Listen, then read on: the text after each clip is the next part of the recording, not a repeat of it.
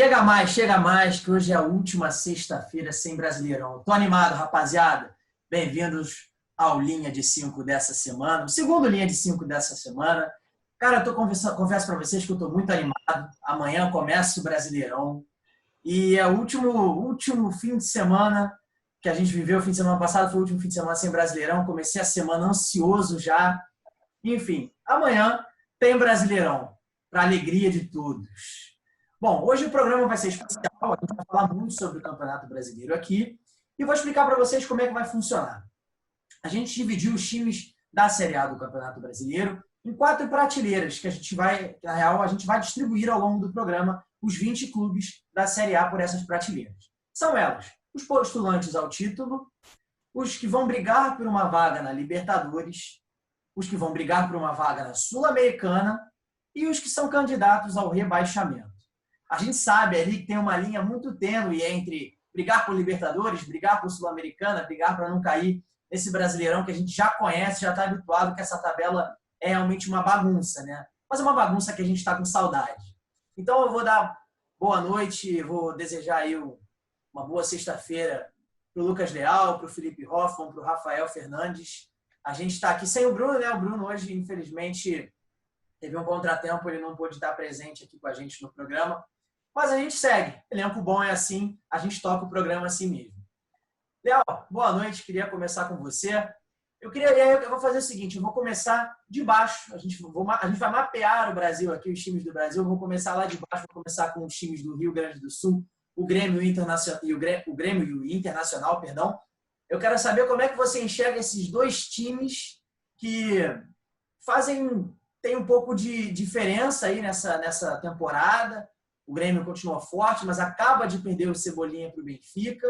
E o Inter que vem numa crise de identidade, né, Léo? O time ainda vinha se encontrando com o Kudê, teve a parada, e aí nessa volta já teve perda de título para o Grêmio, protesto no CT. Como é que você vê o Inter e o Grêmio nesse Brasileirão? E eles são postulantes aqui, Léo. Boa noite. Boa noite, Pedro. Boa noite, Rafa. Boa noite, Hoffmann. E boa noite para você que assiste a gente. Sobre Inter e Grêmio, Pedro, eu acho que são dois times que têm funções diferentes no campeonato, mas que vão brigar quase sempre muito perto. Eu sinto que o Grêmio é um postulante ao título, é um time que se reforçou bem, é um time que está agora com o Diego Souza, vai perder o Everton, né? Eu até acho que essa saída do Everton é muito prejudicial para o time, era o principal jogador do Grêmio, mas mesmo assim eu acho que ainda é um time muito arrumado e com um ótimo treinador que é o Renato Gaúcho. Então eu vejo o Grêmio como postulante ao título.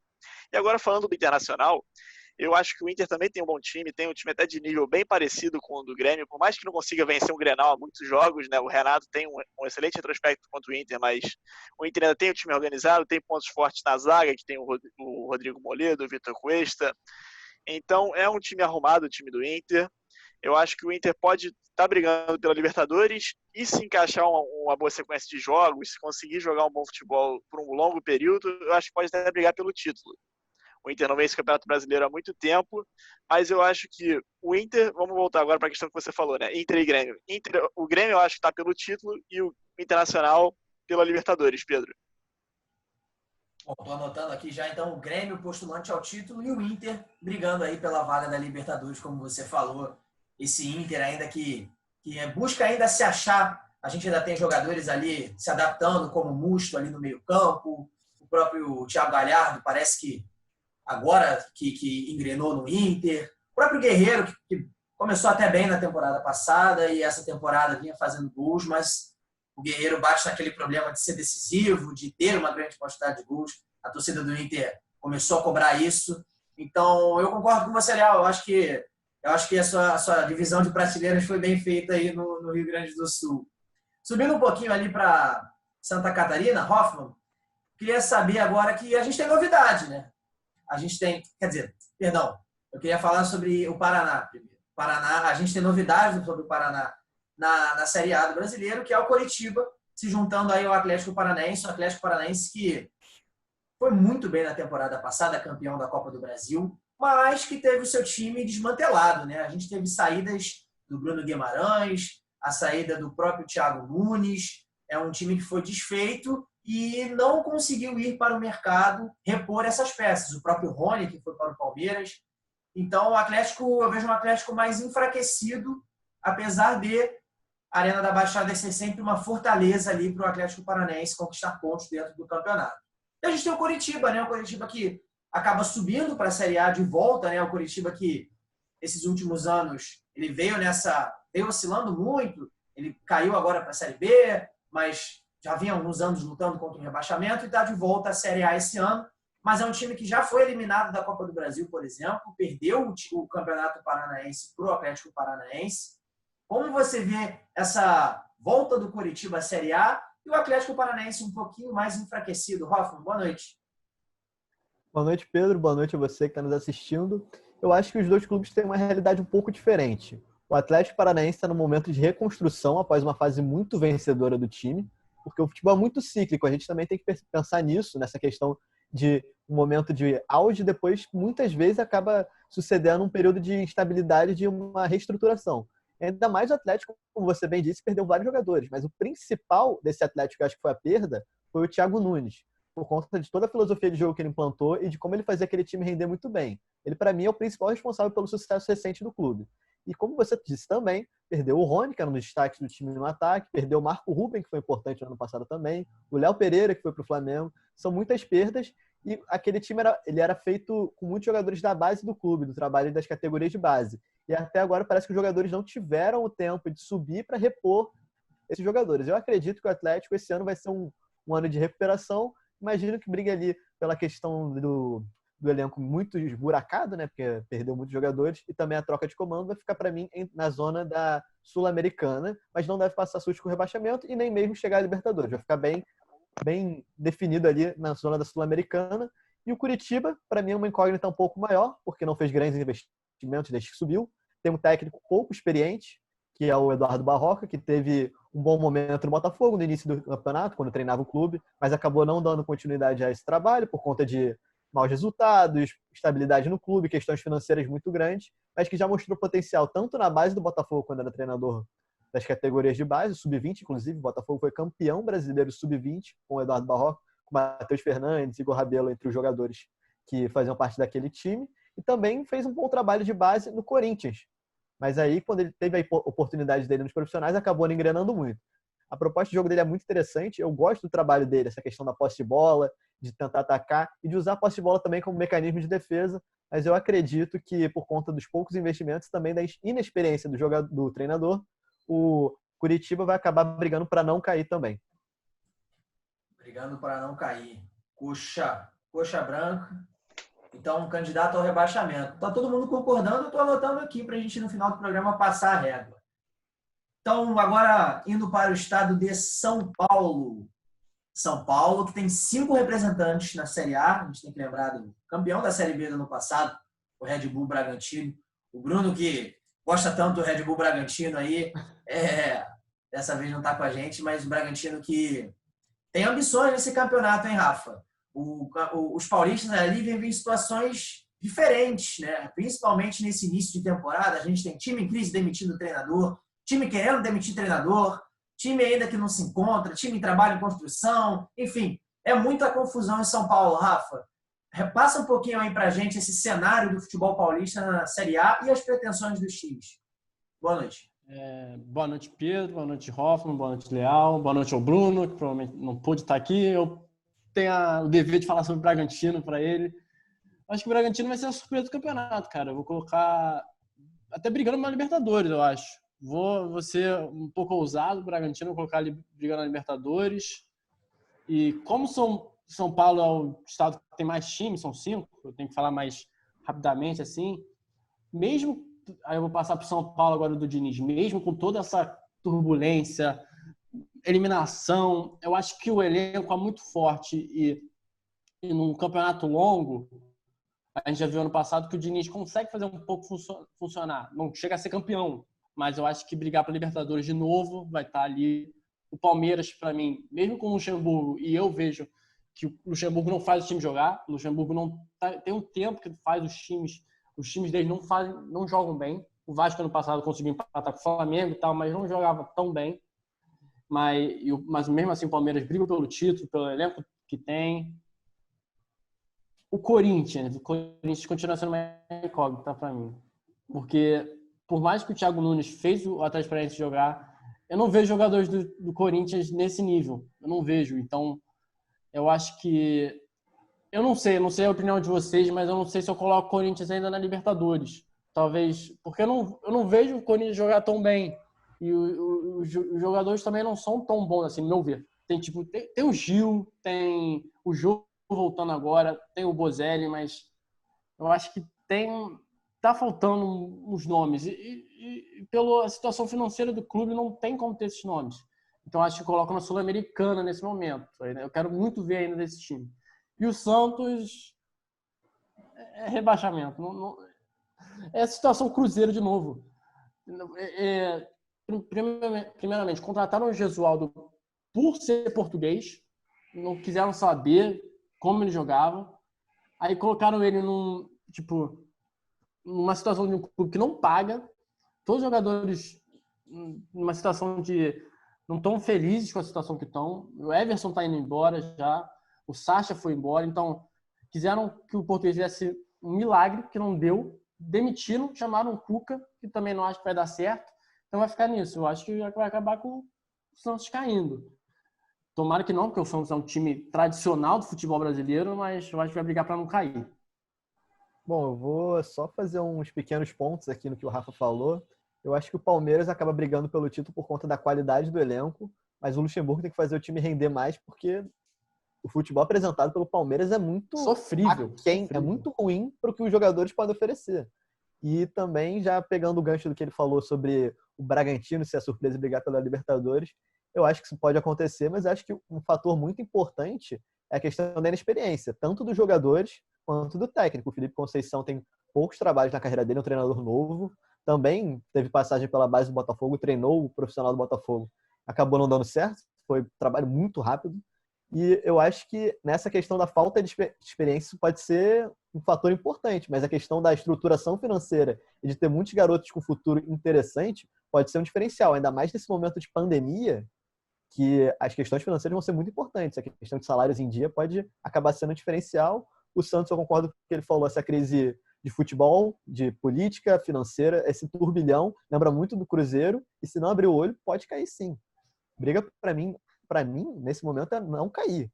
Pode se ajeitar e ficar numa Sul-Americana? Pode, mas parece que vai perder jogadores por questão de salários atrasados e tudo isso.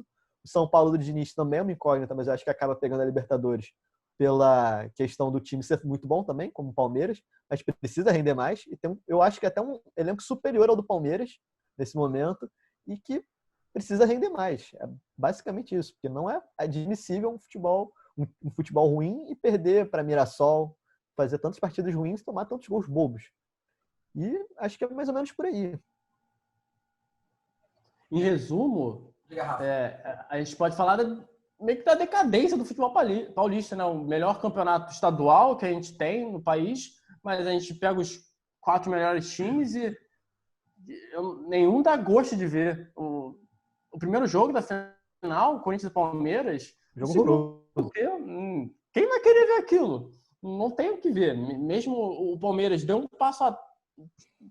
Filipão, mano, vai pro Luxemburgo. Eu sei que o Luxemburgo tem história no futebol brasileiro, mas a história dele foi... Um bom trabalho já tem bastante tempo. O trabalho dele no Vasco era tão elogiado assim. Não era dos melhores. Era um trabalho razoável. Mas era com um elenco mais humilde, condições mais complicadas, mas ainda assim não era um grande trabalho. E também, o que você falou, para mim, outra incógnita também é o Corinthians, porque o Corinthians com o Thiago Nunes era essa questão, vamos abandonar o DNA defensivo, aquele de sair pelo contra-ataque, vamos fazer um futebol de posse de bola e tal. Desde que a pandemia apertou, que ele precisou de resultados, o Corinthians já jogou como jogava antes, defendendo ali atrás, jogando por uma bola em vários momentos. Então é uma crise de identidade, não parece que o time rende, não sabe para onde vai. É difícil, assim... Eu não acharia tão absurdo esse ano o Bragantino terminar na frente do Santos e do Corinthians. Até acho que nesse momento não é nada tão fora assim da realidade. Para um time novo, para um time de garotos, muitos deles são garotos, não é algo muito surpreendente. No campeonato, eu acho que se fosse um mata-mata, eu acho que a experiência podia bater. Tanto que bateu no Campeonato Paulista. O Corinthians foi lá e venceu do Bragantino. Mas eu acho que com um time bom deles e um campeonato longo desse, eles têm um tipo de jogo, tem um estilo de jogo que o Corinthians, o Santos não está mostrando. Eu acho que eles podem surpreender. Pode ser um pouco precipitado falar isso, mas na minha visão pode ser o time que vai se surpreender no campeonato. Então, eu também acho que uma coisa que a gente acabou não falando aqui, mas que é muito importante, é que esse campeonato vai ser muito imprevisível, por conta de não ter mando de campo, de serem muitas rodadas em sequência, quarta e domingo toda hora, e os times com elenco vão acabar se destacando porque é inevitável você perder um jogador ou outro por lesão, as suspensões também. Então, os times como São Paulo, que tem um pouco mais de elenco do que o Santos, por exemplo, que é um time bastante limitado, são os titulares e poucas opções na reserva, acabam ganhando, saindo na frente também, tendo vantagem. Isso é importante da gente ressaltar. Você falou ali mando de campo, é sem torcida, na real, né? Sim. Os times têm mando de campo, mas jogam sem torcida. Léo, então a gente bota o Corinthians aonde, Léo? Na Sul-Americana, na Libertadores? Onde a gente encaixa o Corinthians? Olha, Pedro, pelo futebol que o Corinthians joga hoje, eu coloco o Corinthians na Sul-Americana, cara. Libertadores, eu acho difícil pro Corinthians. Eu acho que pode chegar se for aquele negócio de arrancada no final, mas eu acho que a maior parte do campeonato o Corinthians vai passar ali no meio, do 8º até o 12º. Eu acho que isso é o caminho do Corinthians, do campeonato. Vocês falaram do Santos, vale lembrar, eu citei até aqui Santa Catarina no início do programa, porque Santa Catarina teve representantes, a gente tinha a Chape há pouco tempo, infelizmente a Chape caiu no ano passado, por isso que eu até me confundi, que a gente estava tão acostumado a ter times de Santa Catarina. A gente chegou até o momento de ter Criciúma, Figueirense. Teve 5. Não, 4, acho. A Chapecoense no Havaí também. Havaí. Teve um momento de um crescimento do futebol de Santa Catarina, mas esse ano não teremos representantes do futebol catarinense na Série A. Vocês falaram do Santos? O Santos é um dos únicos times que não caiu, vale lembrar, né? Flamengo, São Paulo e Santos são ainda os remanescentes times ainda que nunca caíram para a Série B. O Santos esse ano, concordo com vocês, corre sérios riscos. E aí, Hoffman, eu vou pegar um gancho de uma coisa que você falou para entrar aqui no Rio de Janeiro, porque você falou que realmente vai precisar de muito elenco para esse Campeonato Brasileiro, como você bem lembrou, por causa da sequência de jogos quartas e domingo, sem exceção, né? Dependendo ali se bater semana de Copa do Brasil e Libertadores, os times que não estão participando têm um descanso, mas em geral é essa maratona de jogos e realmente os times vão precisar de elenco.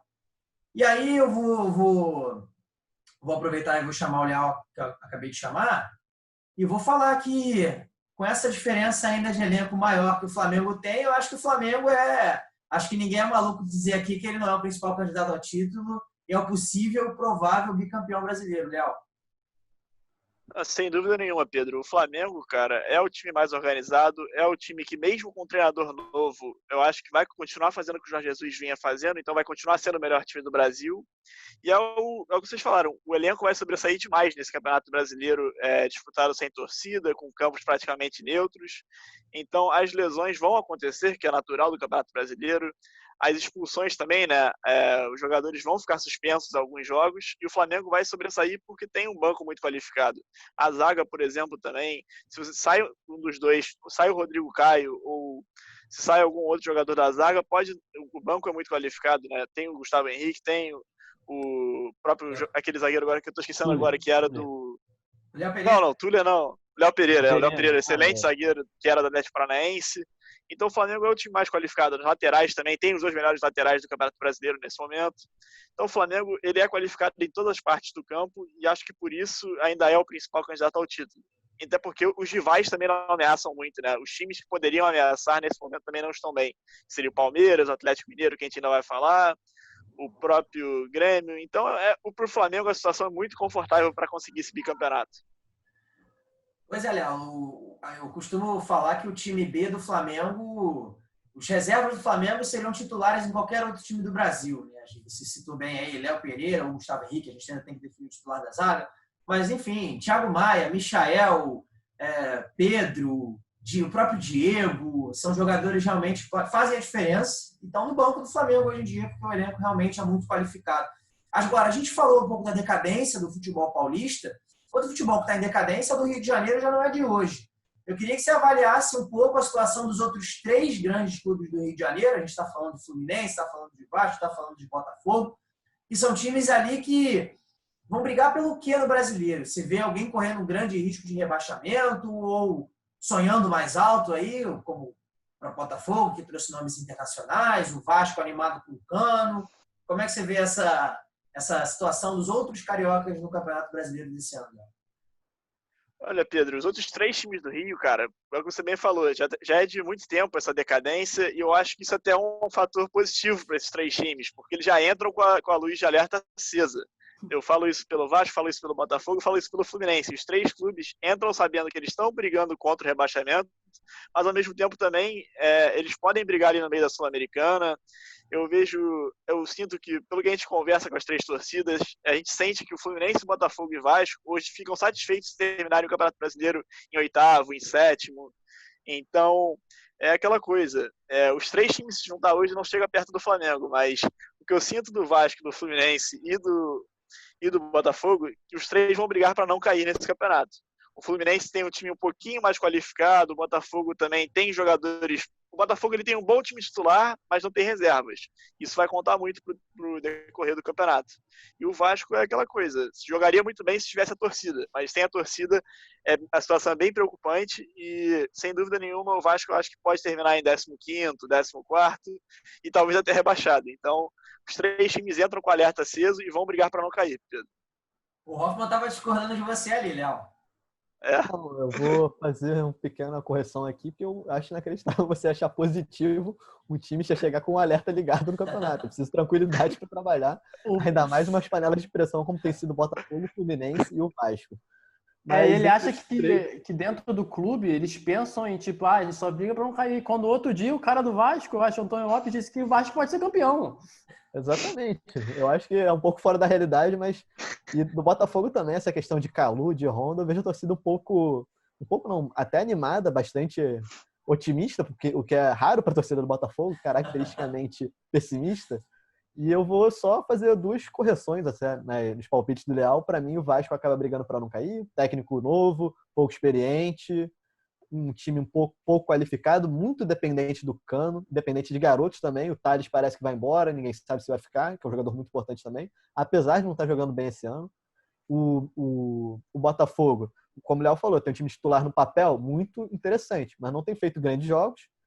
Ainda tem o Calu para chegar, não sei como vai ser essa adaptação a ele. O Honda ainda está se adaptando, depende muito de garotos da base. E nessa transição para SA também, ninguém sabe exatamente como vai ficar. Convive com salários atrasados, que também é uma realidade do Vasco e do Fluminense, que pode ser um fator importante, porque com salários atrasados é quase receita para fracasso, né? É quase fator comum em todo time que briga para não cair os salários atrasados, é quase regra. E também o Botafogo, por conta das dívidas, que são muitas, ele está muito suscetível a perder jogadores nessa janela de verão da Europa. Pode perder o Marcelo, que é um zagueiro muito promissor, faz uma grande temporada, novo. Pode perder o Marcinho, que tem sondagem até mesmo do Flamengo. Tem o Caio Alexandre, que também é novo. Vendeu o Alex Santana recentemente. Então são várias possíveis perdas que não vão ter condições de serem repostas. E o time titular tem muitos garotos. Na ponta esquerda pode ser o Calu o titular, mas também tem sido o Luiz Henrique, que é um garoto de 18 anos, muito novo, que também vai acabar oscilando. É natural de jovens jogadores. Então é um time que, para mim, acaba brigando pela Sul-Americana, mas também não ficaria surpresa se brigasse para não cair. Para mim é um time para ficar em 13º, 12º, talvez 11º. E, assim, eu acho que a realidade do Botafogo é não passar sufoco para não cair, e a Sul-Americana é o principal objetivo do ano. O Fluminense também, e eu acho que o Fluminense está um pouco na frente do Botafogo por conta do elenco. Mas eu acho que o time titular, o 11 contra 11 inicial, o Botafogo ainda leva vantagem por contar com jogadores mais experientes, como o Honda e o Calu também, que tem um pouco mais de qualidade. E o Fluminense também é um time de muitos garotos, jogadores mais experientes, veteranos. Depende também muito do Nenê, que é um jogador de 39 anos. Também depende do Fred, possivelmente. Não sabemos se ele vai ser titular, que já tem tido problemas no olho, na panturrilha. E é difícil pensar numa regularidade muito grande, uma sequência desses jogadores mais velhos que acabam sendo muito importantes. O Egídio também, na lateral esquerda. Então, eu acho que é só essa correção. Para mim, o Vasco briga para não cair, o Fluminense e o Botafogo estão brigando pela Sul-Americana ali e principalmente para não passar muitos sustos contra o rebaixamento. Você concorda, Rafa, para eu passar a régua aqui no futebol do Rio? Concordo, eu acho que eu vou com o Hoffman nessa. E por mais que eu acho que não é o pior Vasco que eu tenha visto nos últimos anos, entendeu? Então, O Vasco briga para não cair, mas não é o pior Vasco, entendeu? E eu acho que os salários não estão tão atrasados. Eu vi outro dia que... O Vasco parcelou os salários atrasados, ele vai pagar em 12 vezes os atrasados e para meio que regularizar o resto do ano. É um jeito novo, mas vai. Essa criatividade financeira não é algo muito surpreendente no Brasil. O 11 titular do Botafogo é bom e o Fluminense também tá jogando bem. Para fechar de vez essa questão do futebol do Rio, o Hoffman falou ali do Cano. O Cano é responsável por 75% dos gols do Vasco nesse ano. Então, é uma Cano-dependência aí realmente que pode fazer a diferença do Campeonato Brasileiro. Ou para bem, ou para mal, né? Bom, agora a gente vai para Minas Gerais. Minas Gerais ali com o postulante Atlético Mineiro, que tá... Oi? O único representante. O único representante. Cadê o Cruzeiro? A gente não tem o Cruzeiro. E o Atlético Mineiro que vem dando o que falar, né? Um dos times que está mais dando o que falar nessa parada, nessa janela de transferências. Foram muitos jogadores contratados, Sampaoli. Então, o Atlético Mineiro, eu vejo ele até... Não sei se vocês vão concordar comigo, eu quero que o Rafa fale um pouco, mas com esse time do Atlético Mineiro, a gente não tendo problemas financeiros, que a gente não sabe ainda as consequências do que esse projeto do Galo vai acontecer. Mas com esse time, com o Sampaoli à frente, eu vejo o Galo sendo vice-campeão brasileiro, Rafa. Eu não sei se eu já coloco o vice-campeão, mas eu acho que ele briga pelo título, sim. Eu acho que tem os 4 principais, né? Depois do Flamengo tem Palmeiras, Grêmio e Galo. Eu falei vice porque eu cravei aqui o Flamengo bicampeão, eu só não vou me contradizer, né? Não, mas eu acho que ele atrás do Flamengo vem o Galo, o Palmeiras e o Grêmio. O Atlético Mineiro fez boas contratações. Eu ainda não sei se estão no nível, vamos falar assim, do Flamengo. Acho que até o Grêmio ainda tem um elenco melhor do que o Atlético, mas aparentemente o Atlético não para de contratar, ainda tá tentando vagas para o ataque e tem o rumor do Cavani também. O Cavani, isso daí não vai acontecer. Não vamos ser realidade. O Sacha tá vindo também, eu acho, né? O Sacha teve um problema com o Santos e a justiça determinou que ele ficasse no Santos. Mas isso ainda vai dar muito o que falar. Mas, de qualquer jeito, sim, tem muita gente aí prometendo chegar no Galo, Rafa. Completa.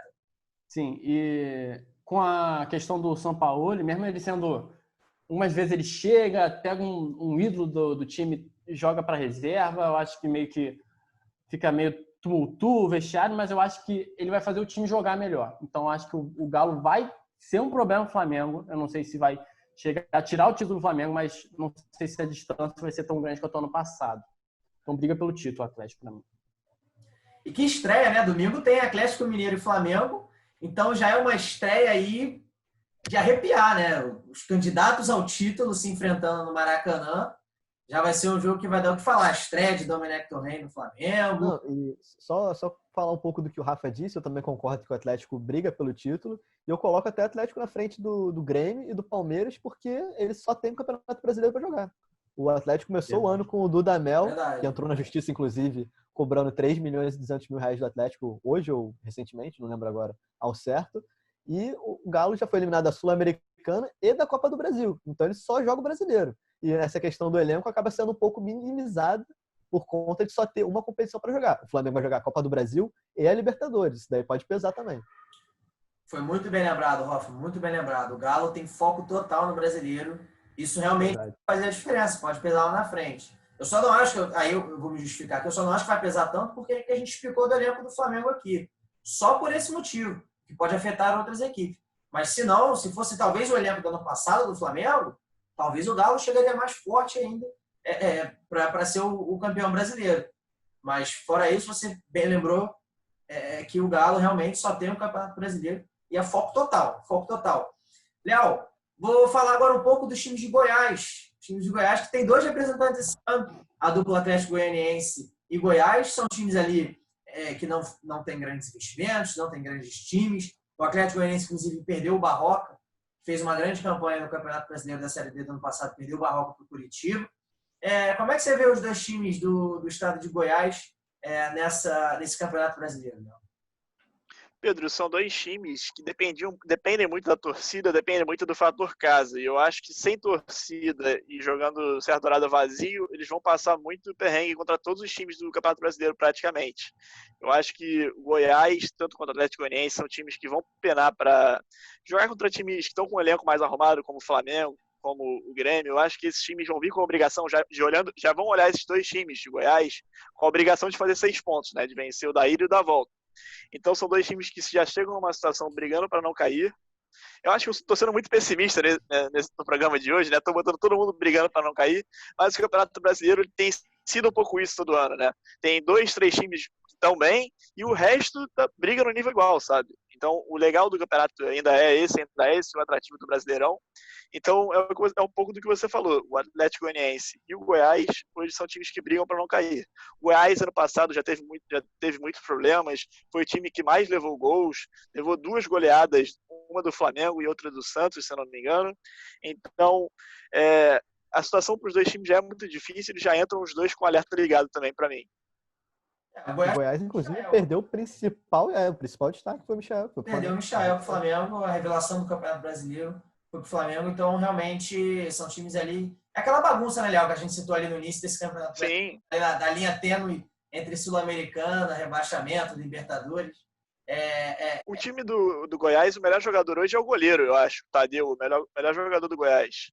E pelo lado do Atlético Goianiense, cara, eu não consigo citar nenhum jogador. Assim, eu sinceramente não tenho visto muitos jogos do Atlético Goianiense e acho que é um time que chega com pouco investimento. O que vocês falaram, ele chega em reconstrução, chega no Campeonato Brasileiro vindo de uma Série B e eu não acho que vai brigar por muita coisa nesse Brasileirão. Léo, eu queria aproveitar você para passar a bola e falar agora sobre os times do Nordeste. Eu queria aproveitar que você está com a camisa do esporte, um pouquinho do esporte, e depois eu queria passar a bola para o Rafa e para o Hoffman para falar um pouquinho sobre Fortaleza, sobre Ceará, sobre Bahia, que são times que eu vejo já um pouco numa situação diferente até do que a gente está falando dessa briga por rebaixamento. São times que buscaram uma reestruturação e acho que vão, quem sabe até beliscar uma vaga na Libertadores, vamos ver o que eles vão falar. Mas queria que você falasse do esporte e depois essa bola aí passando para eles. Pedro, o Sport é um time também que vai brigar para não cair. Talvez seja o favorito a ser o lanterna do campeonato, porque ele enfrentou muita dificuldade nos estaduais, tanto na Copa do Nordeste quanto no Campeonato Pernambucano. Inclusive no Campeonato Pernambucano penou para ser... Estava na briga do rebaixamento do Campeonato Pernambucano, que é uma coisa impressionante para o Sport. Um time que tem tanta história, tanta tradição. Um time que realmente tem todo aquele rolo de 87 com o Flamengo. É um time que já está há anos aí figurando no cenário principal do Campeonato Brasileiro, mas chega com um elenco bem enxuto, assim. Ainda tem aqueles meios jogadores que a gente sempre lembra que o Sport tem. Nas laterais tem o Patrick, que jogou no Atlético Mineiro, tem outro lateral, aquele Sander também, que já joga bastante tempo no Sport. É um time que depende também da... Hernani Brocador, é um time que depende da torcida também, sabe? Esse é o problema do Campeonato Brasileiro, vai ser um Campeonato Brasileiro muito diferente, sem dúvida nenhuma, porque a torcida faz muita diferença para os times. O Sport é um time que depende mais da Ilha do Retiro para vencer seus jogos. Então, assim como o Sport, o próprio Vasco, São Januário, acho que quase todos os times brasileiros têm uma excelente relação com o seu estádio. Então acaba que isso seria uma coisa... O principal fator do esporte, o melhor jogador do esporte seria a sua torcida. E sem isso eu acho que fica muito difícil deles não brigarem contra o rebaixamento e vão ter que brigar para não ser o último do campeonato. Aí passando a bola ali para o Hoffman. Hoffman, eu queria que você falasse dos times de Fortaleza, do Ceará, campeão da Copa do Nordeste, e do Fortaleza, para depois o Rafa fechar e a gente falar sobre o último time ali, o Bahia. Então, eu acho que os dois times do Ceará, o Ceará que vem do bom momento, né, vencendo a Copa do Nordeste em cima do próprio Bahia, que o Rafa vai falar daqui a pouco, para mim o Ceará é time para brigar pela Sul-Americana. Eu vejo times piores que o Ceará e o trabalho parece ser promissor, o Gordiola vem fazendo um bom trabalho lá. E para mim, o Rafa falou que a surpresa dele no campeonato é o Bragantino, para mim é o Fortaleza. Para mim, o Fortaleza vai ser a grande surpresa do campeonato e eu coloco o Fortaleza na briga pela Libertadores. Chegou perto no passado, mas a saída do Rogério Ceni acabou prejudicando o time. Quando voltou, ele quase chegou. E também tem essa questão de o Flamengo ir bem na Libertadores, um time dos grandes que estão disputando a Libertadores ganhar a Copa do Brasil, abre mais uma vaga na Libertadores. Então, um 9º lugar, um 8º, pode acabar ganhando uma vaga no colo. E o Fortaleza, por esse trabalho bom do Rogério Ceni e também tanto o Fortaleza como o Ceará têm uma condição financeira boa, estão sofrendo pouco nessa pandemia em comparação como o Botafogo, o Fluminense, o próprio Sport, que o Léo falou. Então, para mim, o Fortaleza é surpresa, podendo chegar na Libertadores, e o Ceará pode fazer um campeonato mais tranquilo e briga pela Sul-Americana. E o Bahia, Rafa? O Bahia, mesmo tendo bons jogadores, tem o Rodriguinho, tem uma boa...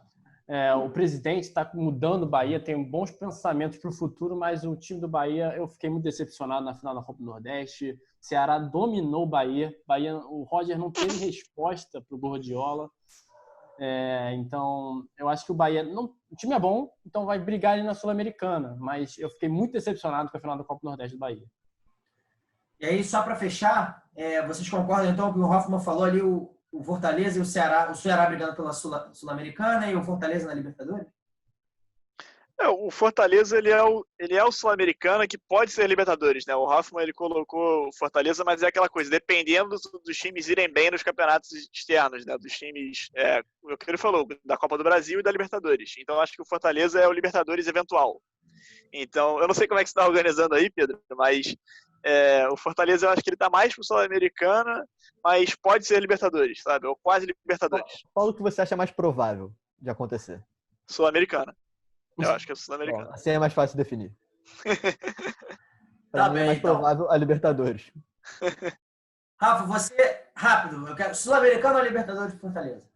Libertadores. Vamos Libertadores. Então, agora com Fortaleza na Libertadores, brigando pela Libertadores, eu vou botar na tela, a gente vai botar aqui na tela como que ficou como que ficaram as nossas prateleiras do Brasileirão para esse ano. É hora de você tirar o print, de você sacanear a gente no futuro, ou de você vir aqui exaltar a gente no futuro também. Então, a gente está botando aí na tela a nossa... Você está vendo aí agora a nossa tela já com os times. A produção é rápida aqui, né? Já botou aí, já distribuiu, já botou na tela. Então, aí ficaram... Essas são as prateleiras do Brasileirão 2020/2021, se a gente puder falar assim, do Linha de 5. Bom, voltamos só para despedir aqui dos meus companheiros, agradecer a eles mais uma vez, já mais uma semana aí juntos, ao Lucas Leal, ao Felipe Hoffman, ao Rafael Fernandes, um abraço aqui pro Bruno. E, bom Brasileirão pra gente no fim de semana, para vocês que estão assistindo. Se você gostou do vídeo, se inscreva no canal, curta, compartilhe. E é isso. Um bom fim de semana e até semana que vem.